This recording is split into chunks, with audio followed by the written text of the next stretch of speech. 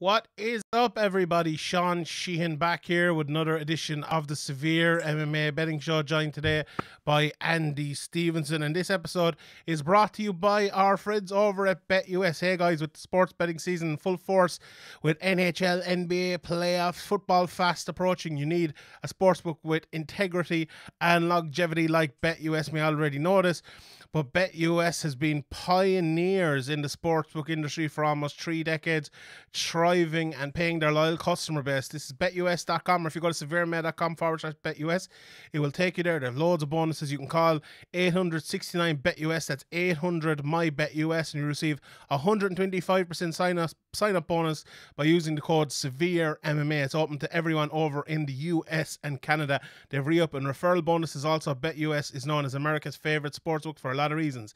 They have the NBA and NHL. They have the UFC, Bellator, player props and everything like that. You can bet UFC matches, PGA, golf and all of that good stuff. RACEBOok, Race Sportsbook, online casino and everything. They have every type of bet imaginable, and the Sharp Bet will bet with the BetUS on their mobile platform. It's really easy as well. So follow my lead and get your phone online and sports social betting partner with integrity and longevity like I did. BetUS. You bet, you win, you get paid. Go to the SevereMMA.com/BetUS. Use code SevereMMA when joining for 125% bonus. Check it out right now, and I can pull it up actually here. They have loads of the UFC bets. Go over to Sherry Amlahovich and all of those as well. So head on over there to BetUS if you're in the US or Canada and check that all out. Right, Andy, let's get straight into it here. We won't keep people forever. Integrity and longevity for BetUS. Like us, integrity and longevity. Yeah, anyway, we broke up there somewhat, but I think we're back. Yeah, well, we have longevity anyway. We've been fucking talking shite for years. So I feel like this card is flying under the radar a little bit. You know, we've been shiting on about it for the last, we usually shite on about cards for ages and ages and ages, but it feels like this card is one we haven't really been shiting out about that long. I know I gave you a text there and was like, oh, Andy, come on, we'll do the betting show. And you were like, oh, there's a card this weekend. I just feel like it's one of those with the card coming up next week as well. It's I don't think there's been too much thought put into it, especially from us being here in Ireland. We have the fucking Irish card coming up next week. We were kind of preparing for that. Although it's a brilliant card, I feel like when we get to Friday and Saturday night and we sit down and we watch it, we'll be bang up for it. But as of now, what are your anticipation levels? Yeah, to me, it's been flying under the radar, to be honest. Look, it's not one of those ones that has huge names, like huge personalities at the top of the card. Lan Blachowicz and Glover Teixeira. Great fight, great fighters, but they're not selling a huge amount of pay-per-views, that type of stuff. Corey Sandhagen, Piotr Jan fight, that intrigues me a lot. And there's a lot of intrigue in the card, certainly, like, Chimaev coming back and Islam Makhachev and Dan Hooker stepping up, and kind of he's just decided to just chill in the US and take him on. But it's kind of snuck up on me. From my perspective, I'm just kind of heading in the Irish MMA scene kind of a lot lately, and there's just cards everywhere all the time now, whether it's UFC, Bellator, PFL, Cage Warriors, Irish local ones, fucking UAE Warriors today. There's cards all the time, which is great, but it also means it can be hard to keep up, or at least kind of keep the excitement levels up at all times. Yeah, without a shadow of a doubt. I think that's the issue for lots of MMA people over the years. It's just like there is look, we've talked about it 1,000 times now at this stage. I suppose the overpopulation of MMA events and MMA fighters. And look, Dana White talking the other day about Dana White Contender Series being like the best back catalogue of fights possible and all this. And it's like, apart from the UFC, and I'm like, are you well? Like, it's just absolutely not. But like, he could only make that argument because there is so many of them, and there's just so many fights happening all the time that it's just like it's. There has to be some like very specific metric that they're tracking on the analytics of Fight Pass there, that they're like, oh yeah, that's the best catalog now because of that one. He said it's based on fights. He said it's based on good fights, and I'm like, God almighty, have you seen Cage Warriors? Have you seen Pride? Have you seen, like someone said, talk about Strike Force? It just cannot be. It cannot be. But anyway, that's I suppose the chat for another day. This is the Severe MMA betting show, and we will talk about our bets for the week. Right, I'll go first, Andy, and I'll give you my one. I also, funnily enough, have a Sherdog betting show, so I'm going to try to steer away from the ones I have as Sherdog. So I have 8 bets for this week, all told. Hopefully 1 or 2 of them will be right by the end of the week, although you never know with me. But my first bet I'm going for here, I'm going for, it's a special they have in a few different places. I'm sure BetUS have it as well if you have a look over there. It's Jan Blachowicz to have 2 or more takedowns. Now, when I look at this fight and I see how I think it will go, I think it will be a long fight, right? And I think there will be lots of kickboxing and lots of boxing in it, but I think there will be change-ups from Blachowicz in the middle of the fight. I think Glover Teixeira will there'll be change-ups for him too, but I just think Blachowicz, especially after watching that Israel Adesanya fight, and with how much success he had with throwing in those couple of takedowns, I feel like he will do the same. Now, I think Glover Teixeira, he has been taken down in the past. You know, I think his wrestling is fantastic, but it's more his offensive wrestling than his defensive wrestling. And I think he could be there to be taken down, especially if he gets drawn into a striking matchup. So at 9-4, Blachowicz to get 2 or more takedowns in a fight which I think is going to probably go to 5 rounds. I think that's a good bet. What do you think of that one? Yeah, I like that one. I think, especially coming off the Israel Adesanya fight, where he's fighting, you have to be very, very cautious in that one, fighting a long range kickboxer.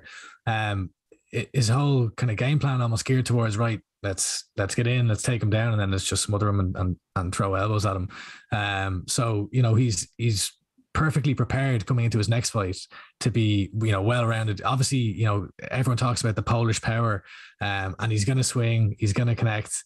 They're going to exchange, I think, in all areas of the fight. So I think I could absolutely see that, Teixeira comes in with a punch and he just level changes and takes him down. But like, I could see both them taking each other down. I could see, like, it's one of those fights where I agree. I think it'd be a long one and kind of like in a blender, not in the sense that it's going to be just full on chaos and all action, but more just that it's going to be everywhere. Yeah, I'm really looking forward to this fight. It's one of those ones where, it's kind of 2 old lads who are maybe not the most exciting fighters in the world, unless you're kind of, you're Sean Diddy and you're a big fan of Jan Blachowicz, or like I'm a big fan of Glover Teixeira. I'm a fan of Blachowicz as well, but I just think, I think this is really made to be a kind of, do you know what, it's Shogun versus Dan Henderson back in the day, one of those fights, just a kind of, maybe not rock'em sock'em robots, but just a 2 tough bastards going at it for 5 rounds, and what more can you ask for? Someone, Blachowicz might fall on top of him twice, and that'd be enough to get this bet. So 9-4, I like that. I like that one. In a way, it's a bit weird that it's not.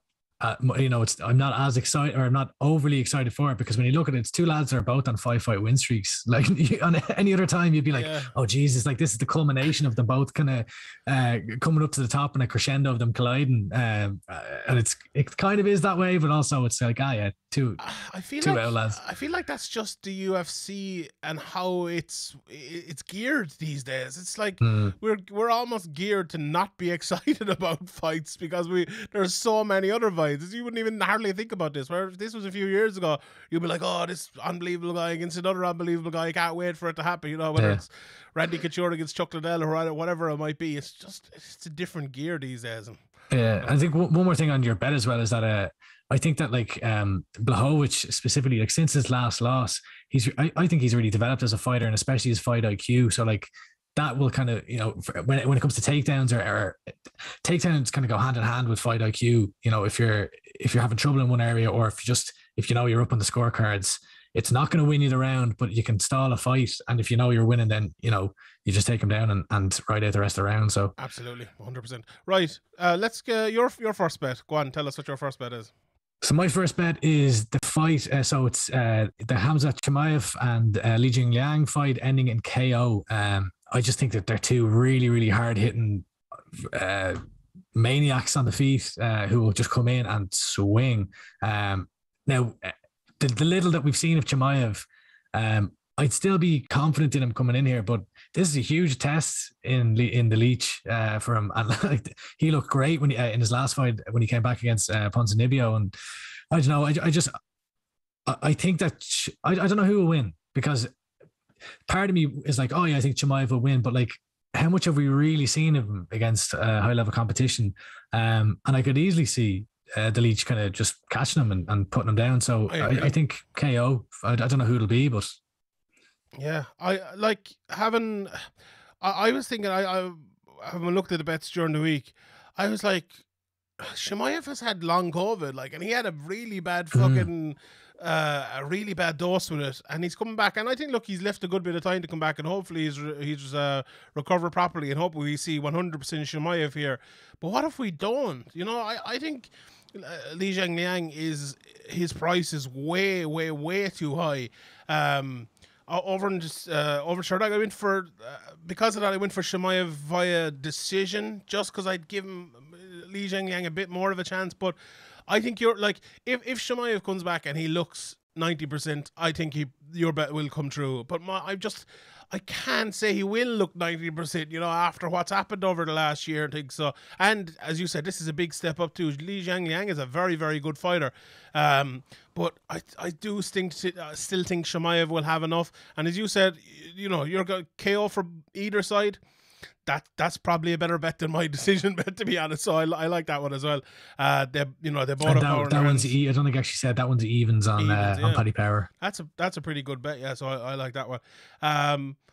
Right, we'll move on. My next bet is Zubaira Tukhugov against Ricardo Ramos. Not too much to say about that. That's 4-7. I just think Tukhugov's, you know, against Ramos, who hits very hard, and is obviously his jiu-jitsu is very good and things. I just think Tukhugov is one of those guys that's going to be a little bit too fast for him, and his wrestling is going to be a little bit too good. Like, it's I find it very hard to see Ramos, you know, submitting him or getting that big knockout. I think he'll probably. I was looking at decision price. That wasn't too much. Maybe we can pull it out and see what it is later. But I just think Tukhugov to win 4-7. One, you know, if you're looking for one from the undercard, I think that was one I kind of pulled out. So, you know, he's been around for a good while as well, and he is a good fighter. So I think Ramos is a little bit overrated. You know, I don't think he's the best fighter in the world, and I think that's a good price, and probably a price you won't get again in a fight like this for Tukhugov. But anyway, we will move on to the bigger fights. Let's go with your third bet here first, and we leave the co-main event to last, and we'll finish on that. You're going for Makhachev. Yeah, I'm going for Islam Makhachev by points, and again, that's even. So, you know, not getting the great odds here, but I just think, as good as I think Dan Hooker is, I think Islam Makhachev has the perfect game plan, the perfect style to just smother him and beat him. And I wouldn't even be surprised if I saw a submission here, but I think Hooker will be able to ride out to 3 rounds. Like, I don't think it'll be plain sailing. Like, Islam Makhachev is kind of hailed as this like second coming of Christ just because he trains with Khabib. I don't think he's as good as Khabib, but I think he's very good in the specific areas where he excels in, which is the grappling department. On the feet, he's not bad, but like, I don't think he's incredible. And I think Hooker's a level above. So while it's there, you know, the advantage is to Hooker, but I do think Makhachev will get it to the ground. I think he'll probably land a lot of damage when he gets there. Hopefully for my bet, he doesn't get the sub, but I just think he'll be dominant. And I do think he is the upper echelon of the division. I do think he's title contender. And especially Dan Hooker taking this on a month notice, just because, you know, let's be real, he took this fight because he didn't want to have to go back into quarantine in New Zealand, like into a hotel. What coaches is he working with at the moment? He doesn't have his usual coaches out there with him. So, you know, this is a very difficult ask of someone to go in and face a wrestler like this. I would agree, and this is one of my bets I gave over in Sherlock as well. So I definitely agree. I think your points are absolutely correct, and I think Hooker has good enough survival skills on the ground to go 3 rounds. Like, that's a fucking famous last words there for me. And you said he might get caught in a submission. That would be the one thing I would think as well. I think Hooker is very good at kind of dodging the ground and pound and staying out of it. Now, Makhachev is kind of a different level as well of ground and pound as you. I would agree with you as well. He's not up there with Habib's level, but he is still very good. But yeah, I like that bet. I think it will go all 3 rounds, and I think Makhachev will win. Like I think it's an interesting fight there because Hooker will give him problems, you know, like those knees up through the middle. Most people, if they're fighting a wrestler like Makhachev, I would advise them probably not to throw them, because what are you going to do when you get taken down? But Hooker is so good at landing them and is so accurate with those knees. I probably would advise him to go for him, you know. So it's going to be an interesting fight. I could see Hooker winning like that. If there was a prop bet for Hooker to win by flying knee, maybe that would be my flyer I would go for. But I agree with your bet here. I like it. Makhachev on points at even money. I'll give my next bet then, and we will finish off with the Corey Sandhagen fight. My bet is Ankalaev to win by TKO KO against Volkan Ozdemir, and that is at 5-4.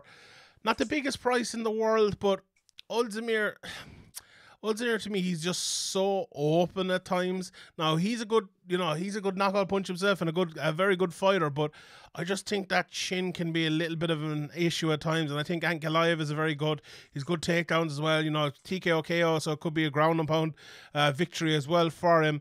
But I just think Ankalaev, he's impressed me an awful lot over the last while. Ozdemir, he has impressed me in the past, but I don't think maybe he is the prospect that a lot of people, including myself, thought he might be. So I'm getting on the Ankalaev train here. I'm getting off the Ozdemir train, and I'm going for him to win that one. So my 3 bets, not the sexiest bets maybe in the world, but that's it anyway. Right, your last bet. You're going for a shock. You're going for a shock here. I'm going for an upset. I'm going for, who am I going for? Corey Sandhagen. Fight 15-8. So straight up, Corey Sandhagen fight results 15-8 on Paddy Power. I don't know if I'm confident in this one, but I'm picking it anyway. Like I looked at the odds, and you know, when it's straight up like that, it's like almost a 2-1 underdog. I don't think I think that those odds are too high. Like I think it's much more of a pick and fight. I rate Petr Yan very highly, and I think that this is going to be a very tough ask for Corey Sandhagen. But like if I think back to the fight between Petr Yan and Aljamain Sterling had a lot of success in the early phases of that fight, and I think like as the fight went on, he was just a one-trick pony, and he got really tired. And while Petr Yan looked great, and he kind of stayed in his shell and just kind of, you know, nothing was really coming through, and then he just picked his shots real nicely and then just put it on Sterling. I'd say 60% of that was Petr Yan, and I think 40% was kind of Aljamain Sterling just like not really having a gas tank in that fight, and just really just throwing the same shot over and over and over again. And I just think Corey Sandhagen, he's just dangerous everywhere. I really think he's dangerous everywhere. I know he's coming off a loss, and but like some of the knockouts that he's had, the submissions that he's had, like that wheel kick over Marlon Moraes, the knockout of Frankie Edgar, albeit it's a washed Frankie Edgar. I just think he is very, very dangerous, and he can make it. What are you smiling at? Because I'm calling Frankie Edgar washed. I'm just glad that I don't have to say it for once. Okay. I mean, he is washed. Like in comparison to when he was a champion, he's washed.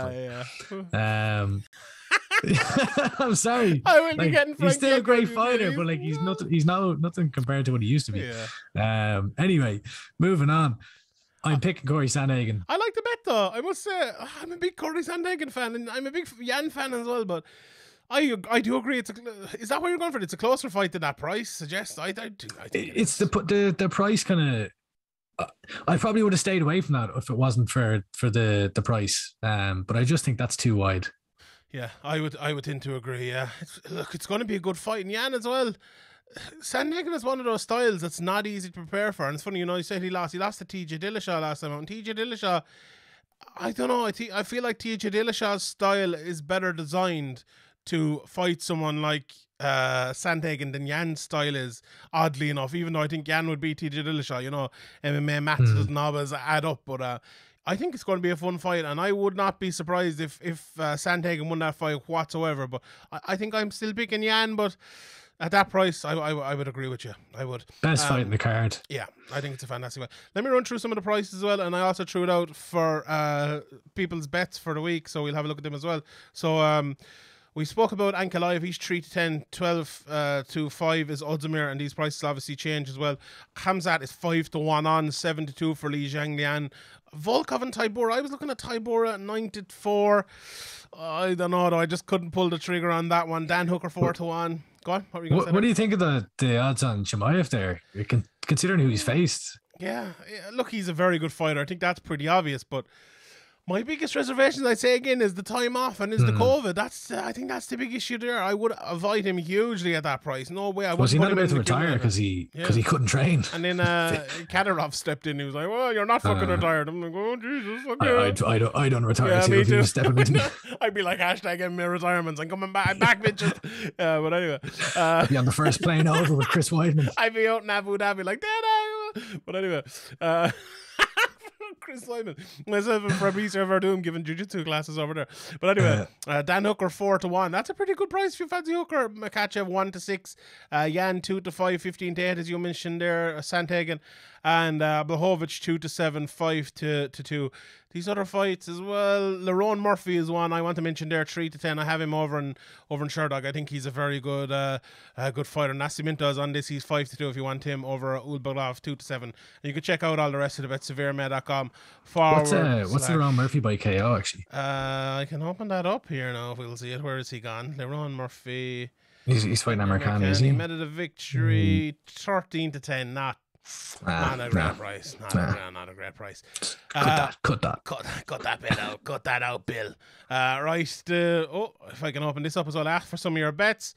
And here they are. Carlos Jones has gone for Hooker by KO. Perez gone for Chimaev by domination. Andre by sub from Kevin Mack. Kieran Delaney goes Ankalaev KO. I'm gone for that one too. JK has gone for Amanda Hebos wins against Jandiroba. That's a fight I can't pick a winner of because Jandiroba is a fighter who doesn't look good, but then she goes in and she wins and she wins and she wins. And like Hebos, I'm not sure she is good as maybe I thought she was a year ago, but maybe I'm overreacting. Jandiroba's getting the aerial blessing now that she's walking into Island Boy too. Yeah. Island Boy. Island Boy. Beautiful. Yan by KO from Sean T. Brad Wharton, our guy, goes for Chimaev on points. He's going with me. He's going against you. Jing Liang finished from KG. Stuart Hayes goes for Zhang Yang by KO. Glover to win plus 270. Let's go, Stuart Hayes. 9 pence. And the last one here, Albert Durev by a sub from Man's Game MMA. So we will leave it at that. Thank you very much to everybody for listening. Thank you to Andrew Stevenson. Follow him at AndyST123. Have a read of his stuff on SevereMMA, My MMA News, and the SevereMMA YouTube as well. Here there'll be some new interviews up during the week. Obviously, the two of us actually are heading to Dublin. Well, you're already in Dublin, but to did cover, we just become best friends? Did we? Yeah, I think we did. To cover Bellator Dublin. I'll be in the Gibson for the week. If anyone's around, bring me up a pint and I'll drink it. Don't spike it. Myself and Andy will drink them pints. Do spike it. No, do. Andy, how dare you? How dare you? But anyway, we will leave it at that. Thanks everyone for listening. See you all next time. Don't spike my drink. Bye. Bye now.